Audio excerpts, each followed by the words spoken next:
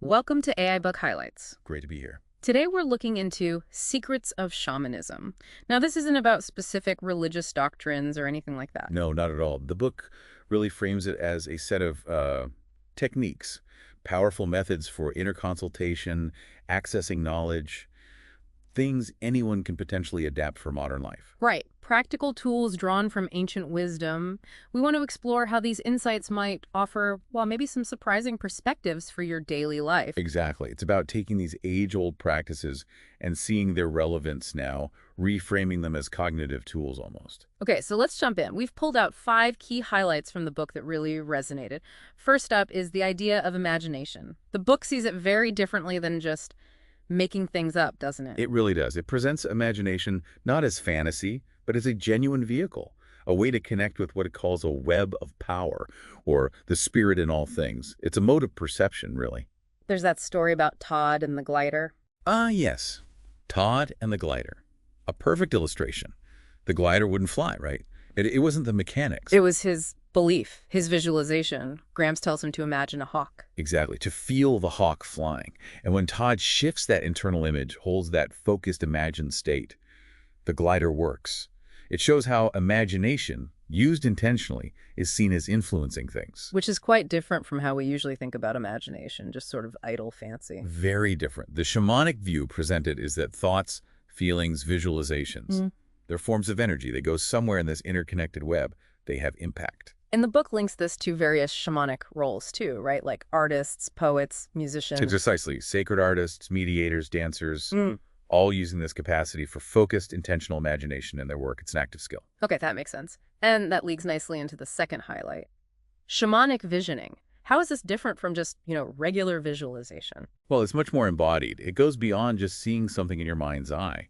It's about engaging all your senses, and particularly with natural elements. So like the apple example in the book. Yeah, exactly. Don't just picture an apple. Try to recreate the feel of its skin, the cool weight in your hand, the specific smell when you bring it close, the taste, even the sound of biting into it. Focusing on those natural qualities. Yes. And there's that exercise, sensing exercise #1, encouraging you to do this directly in nature. Close your eyes, feel the sun or breeze, listen to the actual sounds, smell the earth or plants. Why the emphasis on natural things? The book suggests natural objects and elements possess a greater energetic potency compared to synthetic or man-made things. So working with natural imagery in visions is considered more powerful. And it even connects things like color and density in these visions to energy? It does.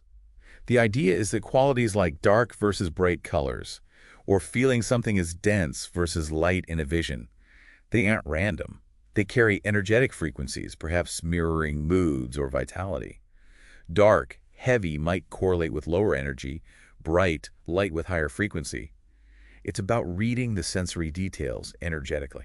Interesting. Okay. Highlight number 3 takes us into the concept of the spirit body and energy. This sounds a bit more abstract. It can seem that way, but the book presents it quite practically.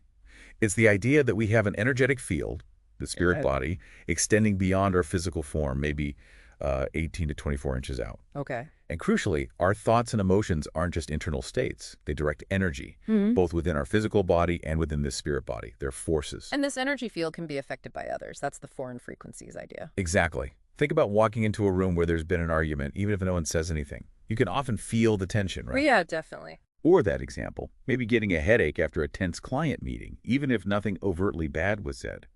The book suggests this could be your spirit body picking up on or reacting to the unspoken thoughts and feelings, the foreign frequencies in the environment. So your energy field is interacting with theirs. That's the proposition. Ah. And to manage this, there's that clearing exercise. The waterfall visualization. Right. Imagining a waterfall washing over you, cleansing away any energies that aren't yours, kind of resetting your energetic state. A mental hygiene tool, almost? You could put it that way. Right. The book also briefly mentions 7 main spirit tunnels, sort of energetic channels within this body, connected to different aspects of being, communication, and so on. And the idea of maybe having protective energies, like power animals, helping to guard these. Okay, power animals, we'll come back to that. But first, highlight 4, power spots. Actual places with special energy. Yes, specific locations on Earth that are said to have a unique energetic makeup that can well, significantly affect people. Like Gold Hill, Oregon, where the trees lean away. That's one example the book uses, suggesting some kind of energy vortex or field. But the main point isn't just that these places have energy, it's that they act as amplifiers Amplifiers of what? of your own thoughts and emotions. What you bring to the spot gets magnified. So if you go there feeling positive, open, that feeling must intensify. But the reverse is also true.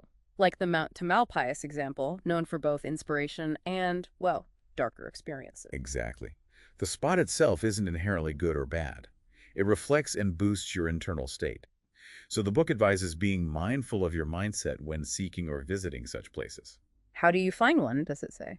It suggests an intuitive approach, an exercise for sensing the Earth's spirit body, almost like tuning in and feeling drawn to certain areas, following your gut feeling about where feels energetically resonant for you. And the benefits of using a power spot consciously.